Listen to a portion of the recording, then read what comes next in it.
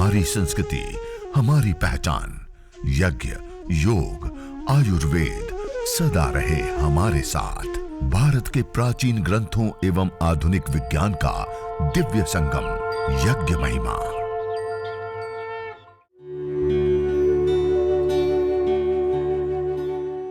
भारतीय संस्कृति में यज्ञ, योग एवं आयुर्वेद जैसी अमूल्य विद्याएं हैं, जिसका मूल है वेद।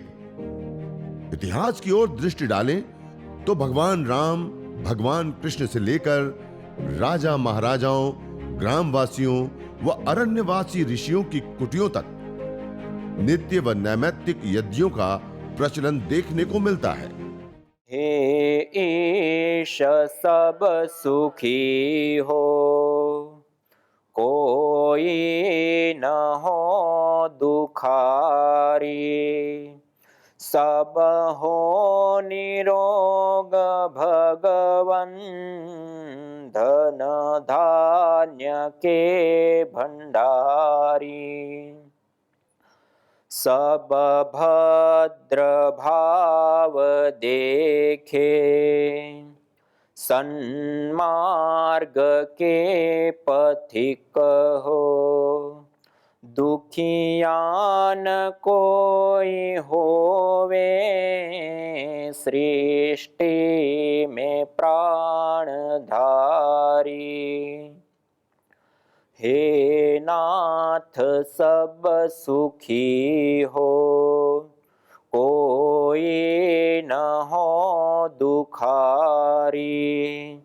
सब हो निरोग भगवन, धन धान्य के भंडारी।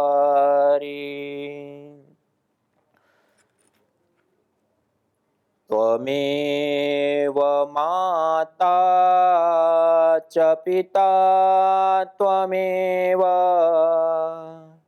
त्वमेव बन्धुश्च सखा त्वमेव, त्वमेव विद्या द्रविणं त्वमेव, त्वमेव सर्वं मम देव देव, त्वमेव सर्वं मम देव देव। तो इस प्रकार से पूरे श्रद्धा भाव के साथ हमने यज्ञ, हवन, अग्निहोत्र किया। और यज्ञ, हवन, अग्निहोत्र करने के पश्चात अब कुछ महत्वपूर्ण विशेष अग्निहोत्र यज्ञ से संबंधित थोड़ा सा समय हमारे पास बचा हुआ है। ये यज्ञ, ये अनुष्ठान, ये शक्ति की उपासना हम क्यों करते हैं? तो ये जो अंगारों के बीच जो आपने हवन, अग्निहोत्र हमने किया, अब अग्नि शांत हो गई है। इन अंगारों को ऐसे साइड में कर दीजिए और ऐसे पास में ले आइए, इस प्रकार से एक लाइन में, और पास में ला करके उन अंगारों को इस प्रकार थोड़ा सा दबा दीजिए। इस प्रकार दबा देने से अब ये जो अग्नि है, आग है, अंगारे हैं, इसको ब्रह्माग्नि कहते हैं। उस ब्रह्माग्नि के अंदर गुगुल, ये एक पेड़ विशेष का निर्यास गोंद होता है, ये अभी सभी स्टोर के ऊपर भी उपलब्ध हैं, तो आप ले सकते हैं। ये गुगुल, ये अथर्ववेद में कहा, न तम यक्ष्मा अरुंधते नैनम सपथो अश्नुते, यम भेषजस्य गुलगुलो हो सुरभिर्गंधो अश्नुते। जिस व्यक्ति को इस गुगुल विशेष की सुरभि सुगंधि प्राप्त होती हैं, उसको कैसे किसी प्रकार का कोई रोग, किसी प्रकार का कोई ताप, संताप या किसी प्रकार की कोई बीमारी, व्याधि हो सकती है।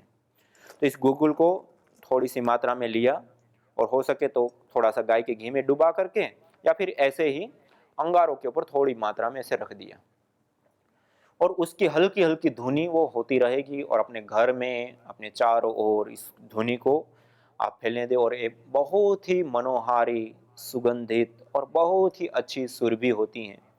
और यह गुग्गुल विशेष आरोग्य को, निरोग्यता को देने के साथ साथ देवी शक्तियों के पूजन और जो अशुभ शक्तियां होती हैं, उन अशुभ शक्तियों से हमें दूर भी करता है, अर्थात अशुभ शक्तियों का निवारण भी इस गुग्गुल के माध्यम से होता है। और उसके साथ साथ स्वास्थ्य संवर्धन के रूप में विशेष रूप से इस गुग्गुल की भूमिका होती है। गुग्गुलम धूप कामार्थम प्रसिद्धम, गुग्गुल जो होता है वो धूप कार्य के लिए, धूपन के लिए प्रसिद्ध माना गया है। और यह शरीर के बाह्य तथा आभ्यंतर शोधन के लिए विशेष रूप से प्रयोग में आता है।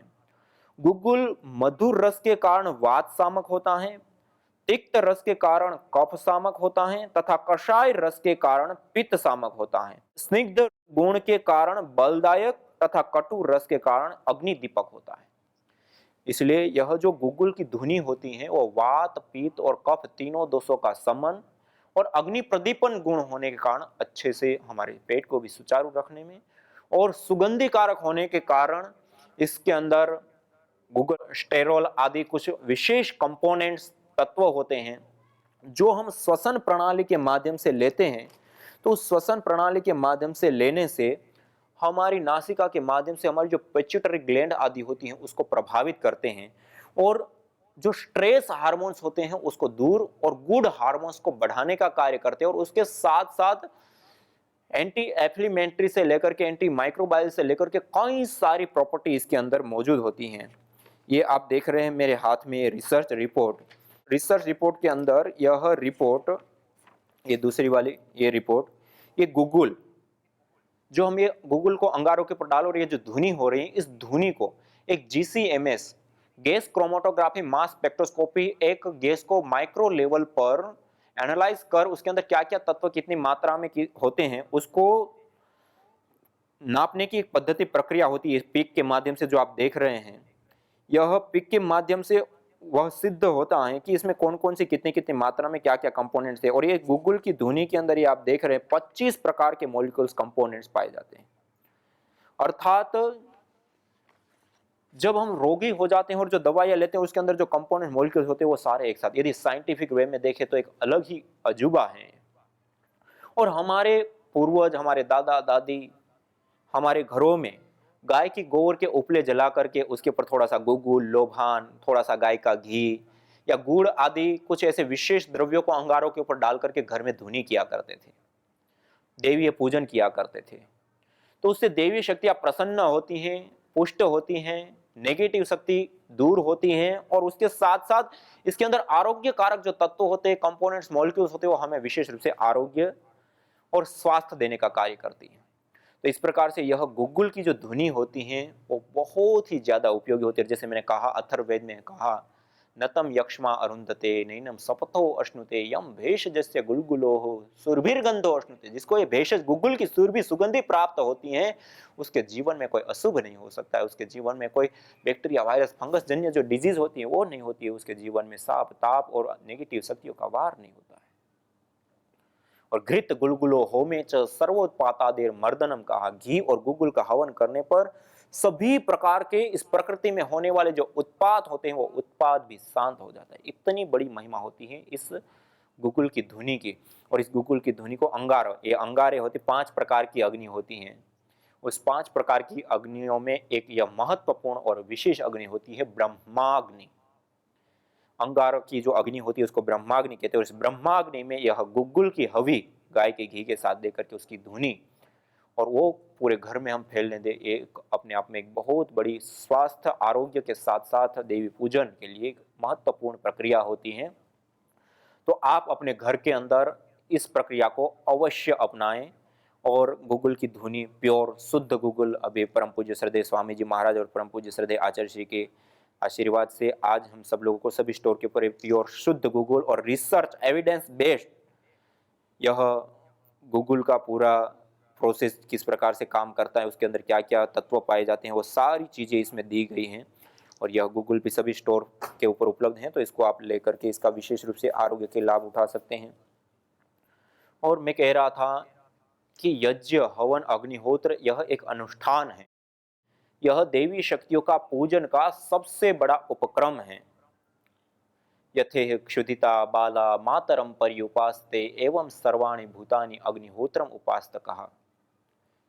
एतेषु यश्चरते भ्राजमानेषु यथा कालं च आहुतयो हृद्ददायन् तन्नयन्ते ताः सूर्यस्य रश्मयोः देवानां पतिरेकोधिवास।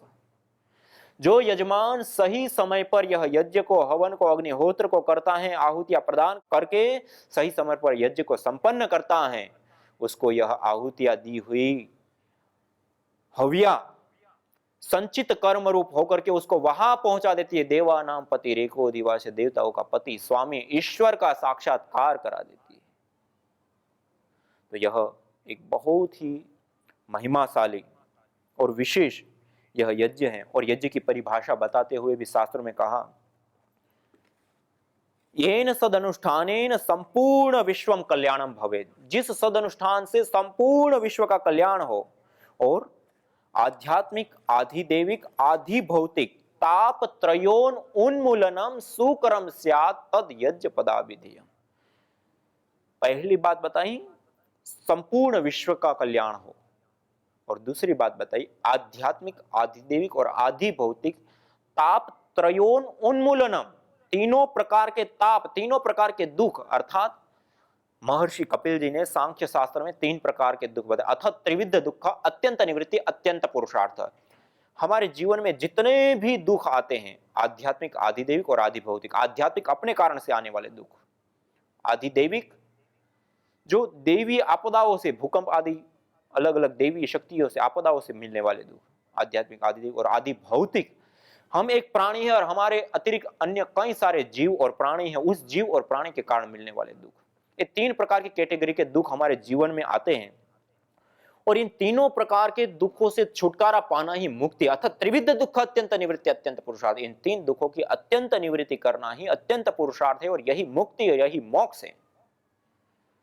और क्या कहा, येन सदनुष्ठानेन, जिस सदनुष्ठान से संपूर्ण विश्वम कल्याण भवेत्, सारे विश्व का कल्याण होता हो। और आध्यात्मिक, आधिदेविक, आधिभौतिक ताप त्रयोन उन्मूलनम सुकरम स्यात्। आध्यात्मिक, आधिदेविक और आधिभौतिक जो 3 प्रकार के ताप, दुख, कष्ट, पीड़ाएं हैं, उनका उन्मूलनम, उसका दूर होना, सुकरम स्यात्, सरल जिससे हो जाए, तद यज्ञ पदाभिधेयम। उसको यज्ञ कहते, उसको हवन कहते, उसको अग्निहोत्र कहते। मानी जीवन में आने वाले सभी प्रकार के ताप, दुख, हम जितने भी उपक्रम करते हैं, देवीय पूजन, ईश्वर की आराधना से लेकर के भौतिक धन धान्य ऐश्वर्य से लेकर के जो कुछ भी हम करते हैं, उससे पीछे हमारी चाह क्या होती है, हमारी मूल मांग क्या होती है, कि हम दुखों से छुटकारा पाए, हम मुक्ति को प्राप्त हो। और वह सरलता से जिससे प्राप्त होता है वह ही यज्ञ। और उपनिषद में भी कहा, यथेह क्षुधिता बाला मातरम पर्युपास्ते एवं सर्वाणि भूतानि अग्निहोत्रम उपास्ते। जैसे भूख से पीड़ित बालक उस बुभुक्षा रूपी दुख से मुक्ति पाने के लिए अपनी माता की पास जाते, अपनी माता की उपासना करते और निश्चित रूप से निश्चिंत होते हो बच्चे कि मैं मां के पास जाऊंगा तो ये बुभुक्षा रूपी दुख की निवृत्ति निश्चित होती है, और होती है, हम सबका अनुभव है। एवं सर्वाणि भूतानि, ऐसे ही सारे मनुष्यगण अग्निहोत्र उपासते अपने जीवन में आने वाले आध्यात्मिक, आधिदेविक, आधिभौतिक 3 प्रकार के तापों से, दुखों से, कष्टों से मुक्ति पाने के लिए अग्निहोत्र, यज्ञ, हवन, अग्निहोत्र की शरण में आते और उसकी उपासना करते, अग्निहोत्र की उपासना। स्वामी दयानंद सरस्वती जी लिखते हैं, विद्वानों को चाहिए कि संसार के सुख के लिए यज्ञ से सोधे हुए जल से और वनों के रखने से अति उष्णता, खुश्की को दूर करे तथा अच्छे बनाए हुए अन्न से बल उत्पन्न करे। यज्ञ के आचरण से 3 प्रकार के दुख, आध्यात्मिक, आधिदेविक, आधिभौतिक को निवार करके सुख को उन्नति देवे। हमारे जीवन में आने वाले जितने भी अलग अलग दुख है, कष्ट हैं, पीड़ाएं हैं, बाधाएं हैं, उससे मुक्ति पाने के लिए स्वामी दयानंद सरस्वती जी ने भी ऋग्वेद का भाष्य करते हुए ऋग्वेद के प्रथम मंडल के 116वें सूक्त के 8वें मंत्र में उसकी व्याख्या करते हुए लिखा कि आध्यात्मिक, आधिदेविक और आधिभौतिक 3 प्रकार के तापों से, दुखों से यदि हम जीवन में छुटकारा चाहते हैं तो हम यज्ञ को करें। उपनिषदों का भी मैंने बताया, मीमांसा शास्त्र का भी मैंने आपको बताया। यथेक्षुदिता बाला मातरम पर्युपास्ते एवं सर्वाणि भूतानि अग्निहोत्रम, अग्निहोत्रे स्वाहाकार। और सर्वस्मात् पाप मनो निर्मुच्यते स य एवं विद्वान अग्निहोत्रम उपास्ते। जो यजमान, जो विद्वान अग्निहोत्र को सही समय पे संपन्न करता है, वह सभी प्रकार के पापों से, सभी प्रकार के दोषों से, सभी प्रकार के दुखों से मुक्त हो जाता है। श्रीमद् भगवद गीता में भगवान श्री कृष्ण जी कहते हैं, यज्ञ शिष्टासिनः संतो मुच्यन्ते सर्वकल्विषैः भुञ्जन्ते तु त्वघं पापा ये पचन्ति आत्म कारणात्। जो यज्ञ करने के उपरांत भोजन को ग्रहण करता है, मुच्यन्ते सर्वकल्विषैः, सभी प्रकार के पापों से, दुखों से, कष्टों से, पीड़ाओं से मुक्त हो जाता है। भुञ्जते तु त्वघं पापा ये पचन्ति आत्म कारणात्, जो केवल अपने लिए पकाता है और खाता है, बिना यजन का जो भोजन करता है, उसको पापी कहा। भुंजते तु त्वघं पापा ये पचन्ति आत्म कारणात्, वो पापी पाप का भोग कर रहे हैं, अन्न का नहीं। पापी कहा और पाप का भोग कर रहा है, इसे कठोर शब्दों में कहा। आगे चतुर्थ अध्याय में जाकर के फिर से कहा, यज्ञ शिष्टा अमृत भुजो यान्ति ब्रह्म सनातनम नायम लोको यज्ञ कुतोन्य कुरु सत्तम। जो व्यक्ति यह यज्ञ हवन अग्निहोत्र कर प्रसाद रूप अन्न को जो ग्रहण करता है, यज्ञ शिष्टा अमृत भुजो यान्ति ब्रह्म, वो सनातन ब्रह्म को प्राप्त कर लेता है, ईश्वर का साक्षात्कार कर लेता है। नायम लोको यज्ञ, जो यजन नहीं करता है, हवन नहीं करता है, उसके लिए तो यह लोक भी सुखकर नहीं होता है, परलोक की तो बात ही छोड़ दे। नायम लोको यज्ञ से कुतोन्य कुरु सतम, यह लोक भी उसके लिए सुखकर नहीं होता है, परलोक की तो बात ही छोड़ दीजिए। और फिर 18वें अध्याय में जाकर के फिर से कहा, यज्ञ दान तपः कर्म न त्याज्यम कार्यमेव तत् यज्ञ दान तपश्चैव पावनानि मनीषिणाम्। यज्ञ करना, दान करना और तप करना, इन कर्मों को कभी भी नहीं त्यागना चाहिए। यज्ञ, दान और तप रूप कर्म तो मनुष्यों को भी पावन करने वाले कर्म होते हैं। इसे उत्तम कर्म, श्रेष्ठतम कर्म यह यज्ञ है, हवन है, अग्निहोत्र है, जिसको आज हमने संपन्न किया। जैसे श्रीमद् भगवद गीता में बताया, ऐसे ही मनुस्मृति में भी विशेष रूप से महर्षि मनु जी ने भी यज्ञ हवन की, अग्निहोत्र की विशेष महिमा बताई है। यज्ञ करने वालों को अनेक प्रकार के लाभ होते हैं, श्री कामो यज्ञ से लेकर के अलग अलग। और यजन ना करने वाले के लिए कहा कि वो श्वास लेता हुआ भी वह मरण के समान इस जीवन को जी रहा है, बिना यजन का भोजन करने वाला जीवन जीने वाला। इसी प्रकार नीति शास्त्रों में भी आचार्य चाणक्य जी कहते हैं, चाणक्य नीति में, स्वाहा स्वधा कार विवर्जितानि श्मशान तुल्यानि गृहाणि तानि। जिस घर के अंदर हवन, यज्ञ, अग्निहोत्र आदि नहीं होते, वह घर श्मशान के तुल्य होते, वह घर त्याज्य होते। स्वाहा स्वधा कार विवर्जितानि श्मशान तुल्यानि गृहाणि तानि। तो हम अपने घर को देवालय सा दिव्य बनाने के लिए, देवी शक्तियों का वास बनाने के लिए, घर को पवित्र करने के लिए, शुद्ध करने के लिए, हम अपने घर के अंदर यज्ञ को, हवन को, अग्निहोत्र को जरूर स्थान दें। कम से कम प्रतिदिन 11 गायत्री मंत्र से, या जैसे हमने देव यज्ञ किया, 16 आहुतियां दी, 3 मिनट का यज्ञ होता, देव यज्ञ कर लिया। इतना आप अवश्य अपने घर के अंदर विशेष इसको स्थान दें और इतना अवश्य करें। और इतना यज्ञ करने पर, हवन करने पर, अग्निहोत्र करने पर उसका विशेष आरोग्य और देवीय पूजन से लेकर के अलग अलग लाभ मिलते हैं। जैसे एक और पूरा भयावह बताया, यज्ञ शिष्टा मृत भुजो यान्ति ब्रह्म सनातन नायम लोको यज्ञ, उसके लिए यह लोक भी सुकर नहीं होता है, परलोक की तो बात ही छोड़ दीजिए। जो बिना यजन के भोजन करता है वो पापी है, पाप का भोग करता है। और स्वाहा सदाकार विवर्जितानि श्मशान तुल्यानि गृहाणि तानि, जिस घर में हवन, अग्निहोत्र आदि नहीं होते, श्मशान के तुल्य घर होते हैं। एक और देखे तो बहुत ही कठोर कठोर शब्दों से यज्ञ नहीं करने पर बताया, और एक और देखे तो यज्ञ करने पर एतेषु यश्चरते भ्राजमानेषु यथा कालम च आहुतियो हृददायन तन्नयन्ते ताः सूर्यस्य रश्मयोः देवानां अतिरेको दिवास। जो यज्ञ करता है, हवन करता है, अग्निहोत्र करता है, उसको सनातन ब्रह्म की प्राप्ति बताई, उसको साक्षात्कार परमपिता परमात्मा का बताया, जीवन में आने वाले समस्त प्रकार के दुखों की निवृत्ति बताई और इष्ट काम दुख, सर्व काम दुख, सत्याहा संतु यजमान से कामा, उस यजमान की सभी प्रकार की मनोकामनाएं पूर्ण होती है। सबसे बड़ी बात, आज तक सब लोग कल्प वृक्ष की बात करते हैं, ना किसी ने देखा है ना किसी ने अनुभव किया है, लेकिन वास्तविक शास्त्रोक्त कोई कल्प वृक्ष है। कल्प वृक्ष मानी जो हम कल्पना करें, जो हम इच्छा करें वो पूर्ति हो। यज्ञ के बारे में कहा, सत्याहा संतु यजमानस्य कामा, इष्ट काम दुख सर्व काम, जगह जगह पे अलग अलग जगहों पे जो यजमान यज्ञ करने के बाद जो प्रार्थनाएं करता है उसकी वो प्रार्थना साकार होती है, सफल होती है।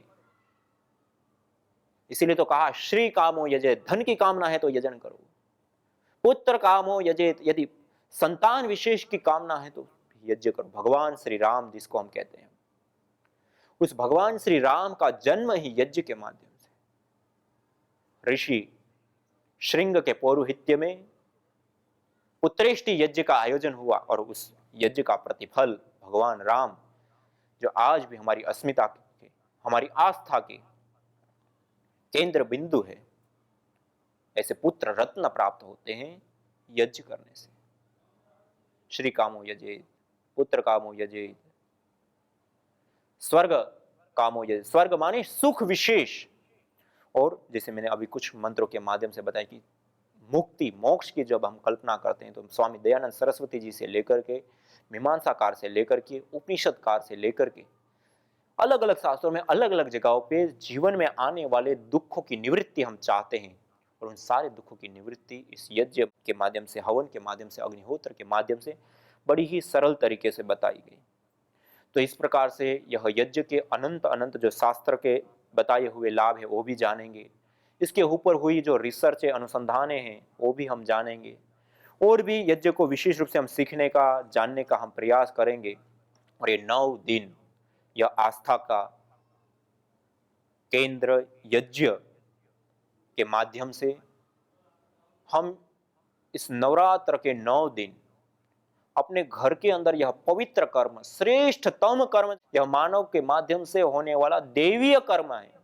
मानव होकर के हमें देवीय कर्म करने का अवसर, मौका मिला है। इस यज्ञ को इस 9 दिन अपने घर के अंदर एक अनुष्ठान की भांति करके अपने घर परिवार परिजनों से लेकर के सबके आरोग्य, स्वास्थ्य, दीर्घायुष्य के साथ साथ देवीय पूजन, ईश्वर की आराधना के साथ साथ पंचभूतात्मक देह से लेकर के पंचभूतात्मक की संपूर्ण ब्रह्मांड, इस प्रकृति के प्रति जो हमारे ऋण है, जिसको हम देव ऋण कहते हैं, उससे उऋण होने पर्यंत जो अनेक लाभ देने वाला यह अनुष्ठान है, उस अनुष्ठान को हम संपन्न करेंगे और अलग अलग बहुत सारे लाभ हम विशेष रूप से प्राप्त करेंगे। तो आज हमने यह अनुष्ठान यज्ञ भी किया। आज कुछ आपको क्रिया विधि के बारे में और पूर्व तैयारी के बारे में भी बताया। न होता प्रदूषण और रोगों का वार, करते यदि यज्ञ योग पेड़ पौधों का विस्तार, यज्ञ योग पेड़ पौधों का विस्तार। यज्ञ शिष्टा सिनः संतो मुच्यन्ते सर्वकिल्बिषैः, भुंजते ते त्वघं पापा ये पचन्त्यात्म कारणात्। अर्थात जो यज्ञ शेष बचे हुए अन्न का पान करते हैं, प्रसाद को प्राप्त करते हैं, प्रसाद को ग्रहण करते हैं, वह मुच्यन्ते सर्वकिल्बिषैः, सभी प्रकार के पापों से, दोषों से मुक्त हो जाते हैं। भुंजते तु त्वघं पापा ये पचन्ति आत्म कारणात्, जो केवल अपने पेट की आपूर्ति के लिए अन्न को पकाते हैं, वह अन्न नहीं अपितु पापी लोग पाप का भोग कर रहे हैं। मैं ममता गुप्ता जिला छिंदवाड़ा से आई हूँ। मेरे को 3 साल से घबराहट होती थी, बहुत ज़्यादा। नागपुर में दिखाया, भोपाल में दिखाया, कोई आराम नहीं लगा। फिर मैंने बाबा जी से, रामदेव बाबा जी से बात किया। उनको मैंने फिर कंफर्म किया उनसे। उनने बोला आप आइएगा यहाँ। मैं आई हूँ, 30 तारीख को मैं यहाँ आई हूँ। आज मेरे को 5 दिन हो गए हैं। मेरे हस्बैंड भी आए हुए हैं, उनका भी इलाज यहीं चल रहा है। मेरा बेटा भी आया है, उनका भी इलाज यहीं चल रहा है। हम तीनों को बहुत बहुत आराम है। मैं आई हूँ 5 दिन से, मेरे को एक दिन भी घबराहट नहीं हुई, मेरे को बहुत आराम है। और मैं यहाँ जो यज्ञशाला में बैठ के दोनों टाइम हवन लेती हूँ, उससे भी मुझे बहुत फायदा है, मुझे बहुत आराम है। बाबा जी का धन्यवाद। यज्ञ भारतीय संस्कृति की मुकुट मणि है, प्रतीक है, मूल है। मानव जीवन के हर पहलू के साथ यज्ञ जुड़ा हुआ है, चाहे वह संस्कार, चाहे पूजा पाठ या फिर पर्व से लेकर हर शुभ अशुभ अवसरों में भी यज्ञ करने की सार्वभौमिक, वैज्ञानिक एवं पंथ निरपेक्ष पावनी परंपरा रही है। आइए हम संकल्प लें, संसार के श्रेष्ठतम कर्म यज्ञ को अपनाएं। पिंड और ब्रह्मांड में संतुलन कायम करने वाले यज्ञ को अपने जीवन का अभिन्न अंग बनाएं एवं प्रकृति मां के प्रति अपने ऋणों को अदा करें।